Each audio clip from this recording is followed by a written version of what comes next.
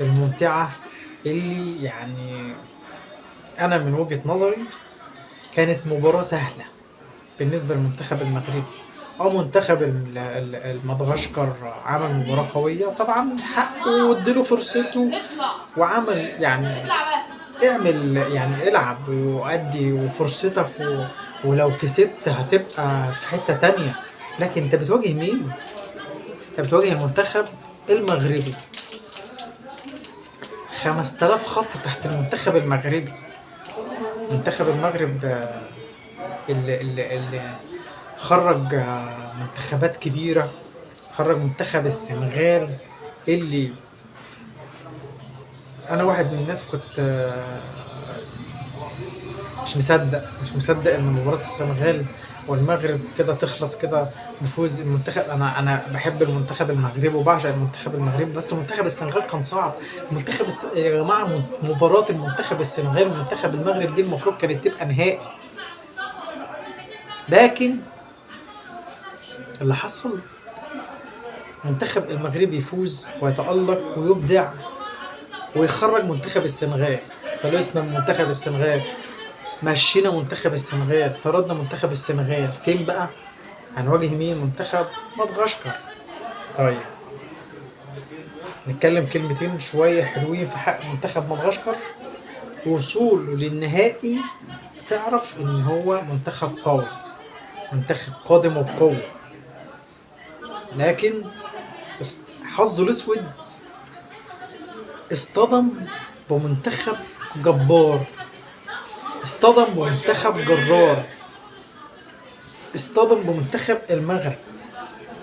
منتخب المغرب اللي مدربه كابتن طارق السكتيوي اللي شفناه كان دايما متألق ومبدع مع المنتخب المغربي في أولمبياد باريس. كابتن طارق السكتيوي يعني راجل محترم جدا، راجل يعني في التدريب عالمي. انا بقول لك انا من وجهة نظري مدرب عالمي، لكن والله الواحد مش لاقي كلام يا جماعه يتكلموا من الفرحه اللي هو فيها بعد فوز المنتخب المغربي. انا واحد من الناس مصري، مفتخر ان انا مصري، بس مفتخر ان انا بتكلم على ابناء المملكه المغربيه الشريفه. استاذ فوزي لقجع، راجل اللي أبذل قصارى جهده في التطور في المجال الرياضي، عمل ملاعب، عمل حاجات كتير جدا جدا جدا تشهد له وتتحط في سيفيهاته. راجل ما شاء الله يا جماعة، يعني هم دول ولاد المغرب، كلهم منظومة واحدة، كلهم بيلعبوا على قلب رجل واحد، او كلهم ماشيين على نظام، على وتيره واحده.